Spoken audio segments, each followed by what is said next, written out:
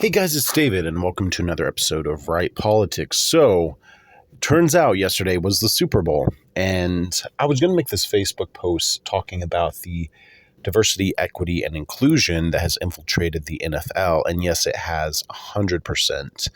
And the reason why we know this is because the artist who has performed this year and the artists who have performed the last 3 years have all been people, persons of color, which isn't horrible in and of itself.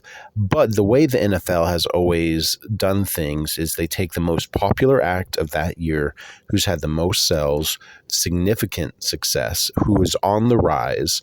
You know, Katy Perry, when she did that Super Bowl in 2015, Lady Gaga in 2017, who was on the rise for years and then just blew up that final year that brought her over the threshold. Same thing with Maroon 5 and all the other acts. Even The Weeknd in 2021. Like, I read this Forbes article that he had like 68 billion streams, and that was in 2019. So you have to have a lot of momentum to get into the Super Bowl, and it's because they want to give the people what they want. So what's happening is you have this equity, diversity, and inclusion that has infiltrated the NFL, and they are on purposely only having black acts who aren't even relevant anymore. I mean, you talk about 2022, that Super Bowl with Snoop Dogg, at least that one had diversity. So another thing the liberals do is they always cry about diversity until it comes to excluding white people. And their end goal is no diversity at all, but it is a complete black ensemble in any direction you want to go. So, you know, The Weeknd was popular. That was before the woke madness started with Joe Biden. And they're like, okay, well, we have to make it up to these people because the last couple years have been so difficult. And these were artists who were at their height in 2012. So in 2012, it didn't go to Rihanna. It went to Beyonce. And because of that, they believe that Rihanna was excluded, and so was Usher at his height. Now, none of these artists have made a hit in 12 years. That's why I was shocked when Usher actually got the opportunity to perform, because I was like, this guy hasn't done anything. Like 2004 was a big hit. 2012, he was on a couple shows. But that's I was 16 in 2010 when I was in high school when he had hits. So he's been basically rolled out on the stage in a casket as far as his career. Very, very unpopular amongst modern youth. A lot of people don't even know who he is. So they're doing it to bring people who have been excluded from the Super Bowl because of the color of their skin. That's basically what they're saying. But when you look at it, in 2011, I'm not going to name the Super Bowl by number, but just the year, so you guys can have the reference. Like they say that we were not diverse back then, or my generation wasn't diverse, and they weren't diverse enough. But in 2011, it was the most diverse Super Bowl in my lifetime because they had the Black Eyed Peas performing. So the Black Eyed Peas was led by a black man, will.i.am, and then two Filipinos and a woman. I don't know her descent, but definitely the diversity was there.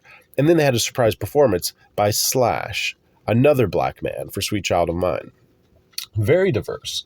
And the whole idea of diversity, equity, and inclusion was always like to have equal representation. That was probably the most diverse Super Bowl ever. You fast forward the next year, you had Madonna and bring CeeLo Green out on the stage. Very diverse, 50-50. No problems there. It's like before the woke took over, that was what diversity was. Now you have a system where when he performed, I did watch it last night. I wasn't going to, but I wanted to make this commentary. So all black, like he was black. He brought on 5 artists that were black, and all of his dances were black.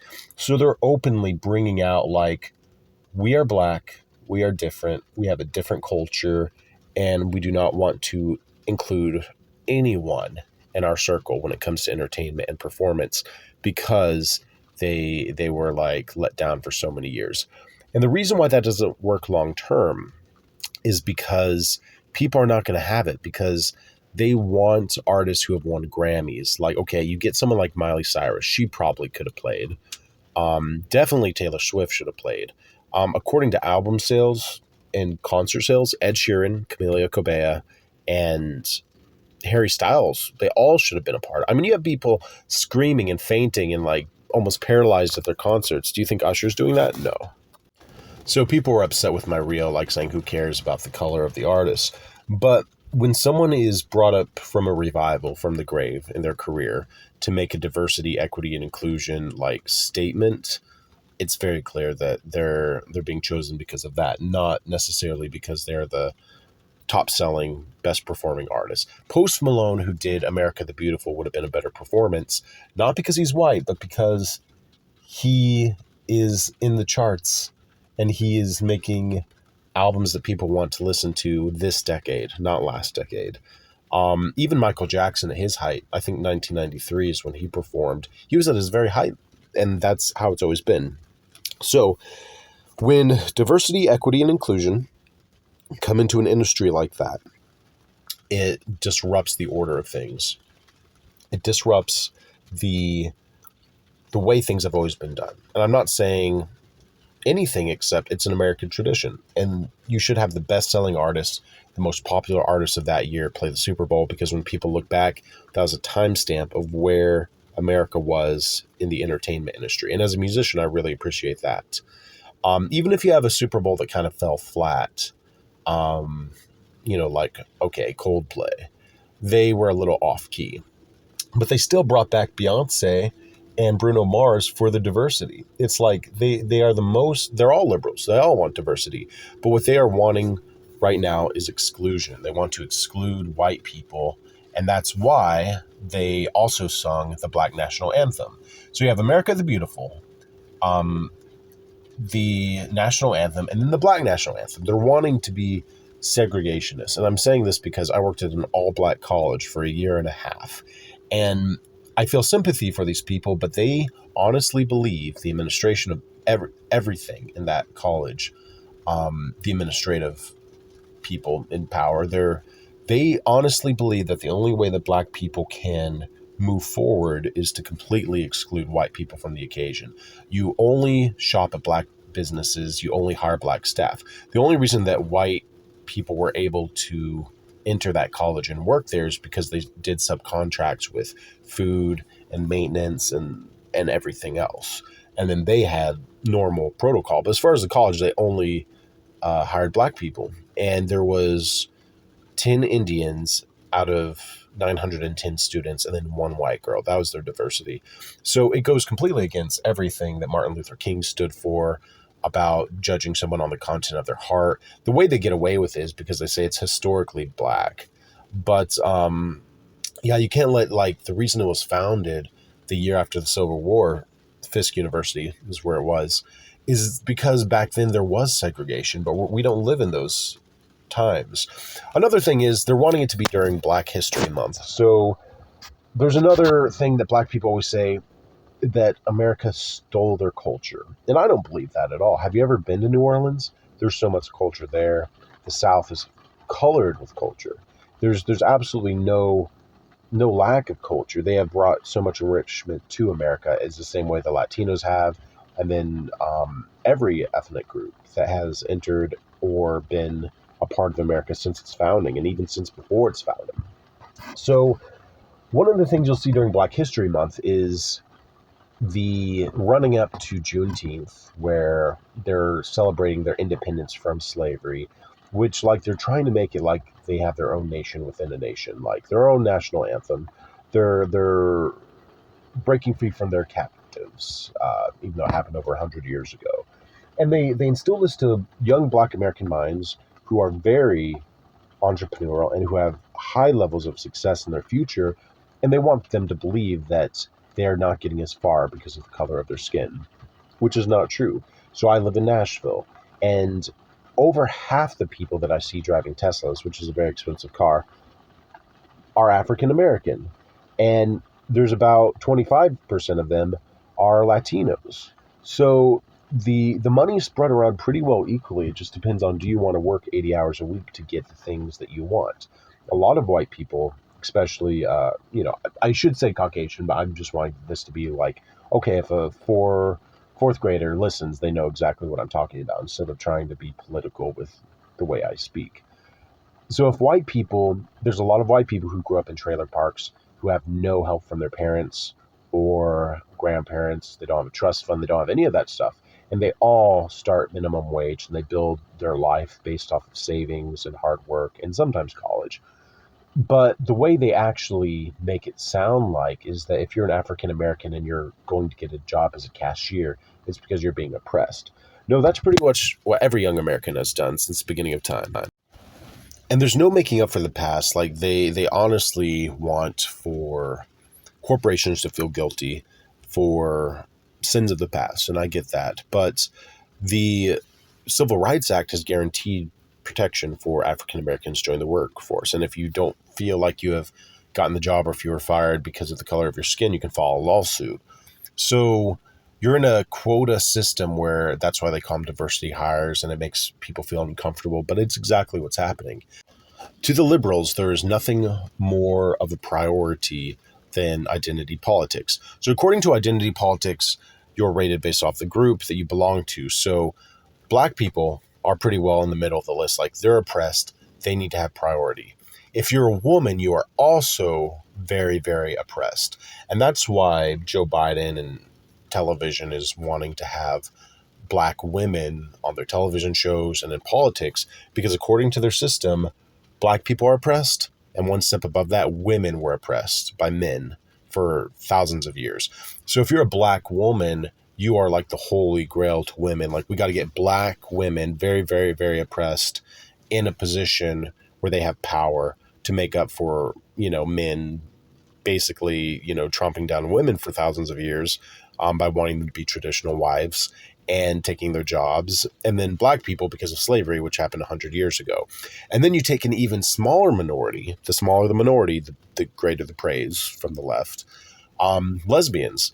So when you have like the press secretary, who's a black woman, also a lesbian, like that's why she was chosen, because that is the holy grail. It's like the trinity of diversity and the trinity of oppression. You're a black, you were oppressed, or your ancestors were oppressed. You're a woman, you're also oppressed because of the hierarchy. And you're a lesbian, you're like 1%, 2% of the population. You're extremely oppressed. So we need these black lesbian women in positions of power to make up for the patriarchy and, white men who ran the world for, hundreds of years in America. So that's why when we saw the Wizard of Oz during the Super Bowl, the commercial, the witch was also race swapped for a black woman. Even though she had the makeup, even though it was green, it was a black woman playing basically a white woman's role. And the race swapping will continue until Disney has lost all of its profits and its shareholders just dump the stock because people don't want to be taught, a false narrative of history through the entertainment that they love. They want to go see a movie. The movie's name's Wicked, which I don't really think's a good movie anyways, or a play.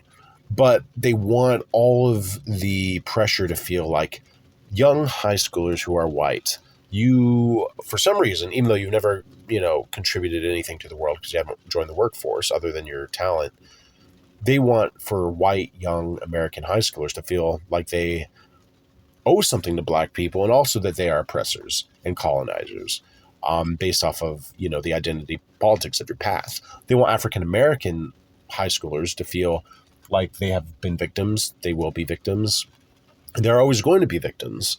And they have to stand up against the prejudice of white people in order to succeed, which means only buying from black businesses, only wearing merch. So this is the reason why I said, like, they claim we stole their culture, and they also put this in high schools. So during Black History Month, it always used to be about teaching the past and saying, okay, we can do better. Now what they're doing is they're embracing Africa as their homeland. So you walk into Target, very liberal organization, and there's nothing but, United We Stand, and they show the map of Africa and not the United States. It's tribalism for their homeland that has not, like, none of them have ever stood foot in Africa.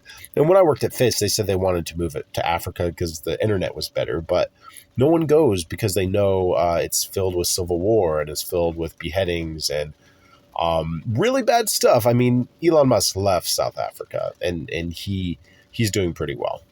So they embrace this culture because they believe America stole their culture. So they're trying to embrace this past that happened 400 years ago when they were in Africa, and they're uniting around that. So they're uniting around their own national anthem.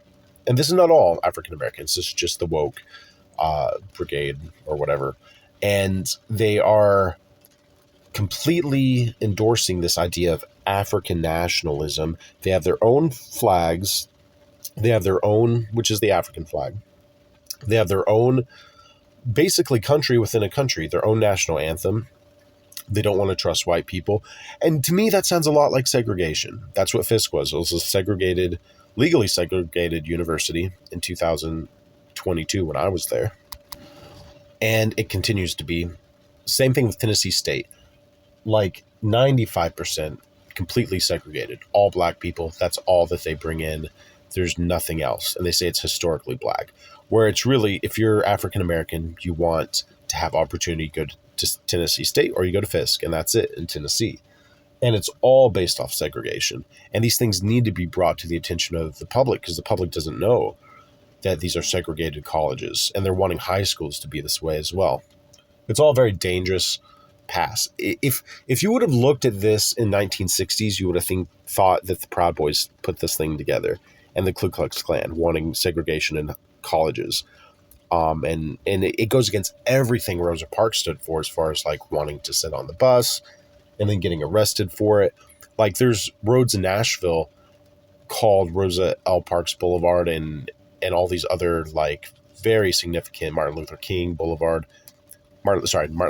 Jr. Boulevard. Very significant because these people did great things in history, but they demand segregation. And that's why they want 5 years of African Americans playing the Super Bowl, even if they don't have a hit, and even if it is just for political gesturing. And once we get down to the bottom of it, and the people, I don't know, turn off their TVs, don't give the ratings, don't spend money with companies like Bud Light and Disney, then they'll get the message and they'll switch. But right now, the woke pretty much has their antennas very deep into the minds of the CEOs, and they're not going to just let go. So let me know what you guys think in the comments. This is an audio today. I'm going to be doing more video, but sometimes it's easier just to do audio so there aren't any camera malfunctions or issues. All right. Have a great day, guys, and we'll see you next time.